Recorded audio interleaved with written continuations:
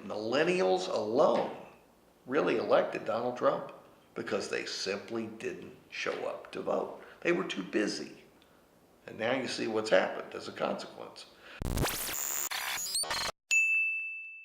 There's just no question in my mind that Sanders cost Clinton the state of Michigan, probably the state of Wisconsin, and maybe even the state of Pennsylvania. When you combine Sanders with the Green Party nominee, that's it.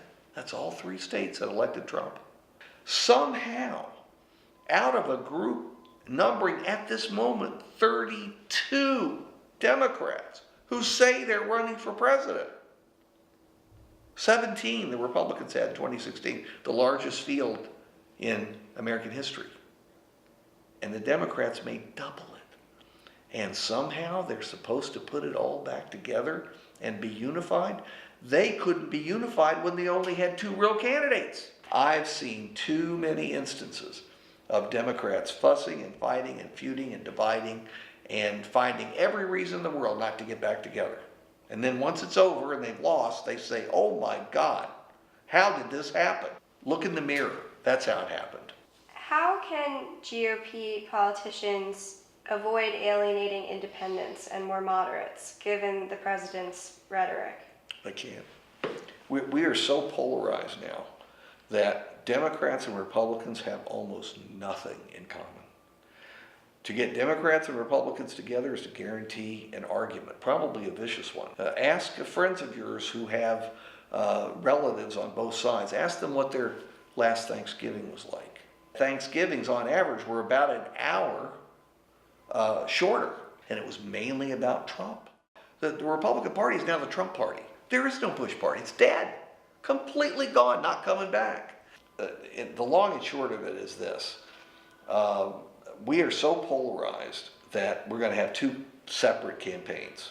One will be the Republican campaign about the good economy and Donald Trump's tax cuts and his eliminating various regulations and how wonderful Donald Trump is for the base to get out and vote.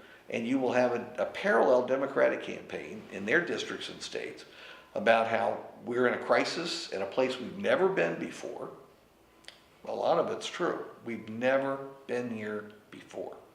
And that is why so many people are so worried about the next 2.5 years. And if he's reelected, they're going to be campaigning on the need to provide a check and balance to Trump. Because right now the Republicans have the White House, they have the Senate, they have the House of Representatives, and with Brett Kavanaugh's confirmation, he will be confirmed, they'll have the Supreme Court too.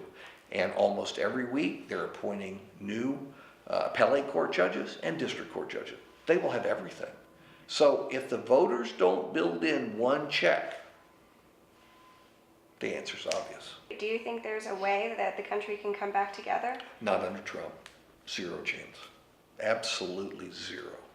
And if Pence is elected to succeed him, 0 under Pence. It's going to take us years and years to mend the social fabric, because every day Trump divides us more and more and more with each new tweet. Running your mouth is not the same as casting a ballot. And until that very basic message gets across to all Americans, we're going to be right where we are in the soup.